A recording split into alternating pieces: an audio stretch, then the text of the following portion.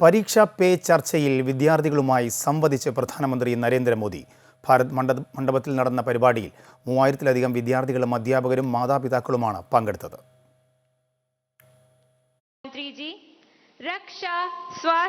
ആദ്യമായാണ് കേരളത്തിൽ നിന്നൊരു വിദ്യാർത്ഥി പരിപാടിയുടെ അവതാരക സ്ഥാനത്തേക്ക് തിരഞ്ഞെടുക്കപ്പെട്ടത്. इंडियन स्कूल धारसेट की छात्रा डानिया शबू हमसे ऑनलाइन जुड़ रही है. 6 മുതൽ 12ാം ക്ലാസ് വിദ്യാർത്ഥികൾ വരെ പങ്കെടുക്കുന്ന പരിപാടി പരീക്ഷാ സമ്മർദ്ദം കുറയ്ക്കുക എന്ന ലക്ഷ്യത്തോടെയാണ് സംഘടിപ്പിക്കുന്നത്. വിദ്യാർത്ഥികൾ പ്രധാനമന്ത്രിയോട് നേരിട്ട് ചോദ്യങ്ങൾ ചോദിച്ചും സംശയങ്ങൾ ദൂരീകരിച്ചുമാണ് പരിപാടി മുന്നോട്ട് പോയത്. पहले तो मैं समझता हूं जो संगीत के टीचर हैं वो तो अपने क्लास नहीं पूरी स्कूल के बच्चों का तनाव खत्म कर सकते हैं.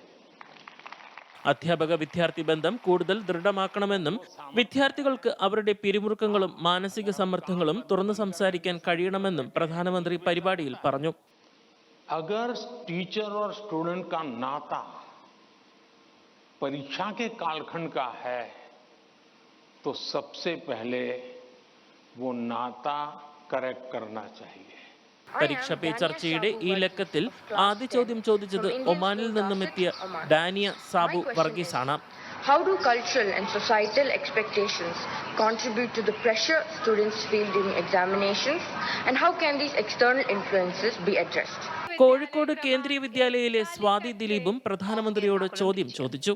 Sir, could you please guide us on how, in this competitive world, we can avoid unhealthy and unnecessary competition and also how to not take peer pressure into our heads? ഇത്തവണ പരീക്ഷാ പേ ചർച്ചയ്ക്കായി 2.25 കോടിയിലധികം വിദ്യാർത്ഥികൾ രജിസ്റ്റർ ചെയ്തതിൽ സന്തോഷമുണ്ടെന്ന് പ്രധാനമന്ത്രി കഴിഞ്ഞ ദിവസം മൻ കി ബാത്തിൽ പറഞ്ഞിരുന്നു. അമൃത ന്യൂസ്, ന്യൂഡൽഹി.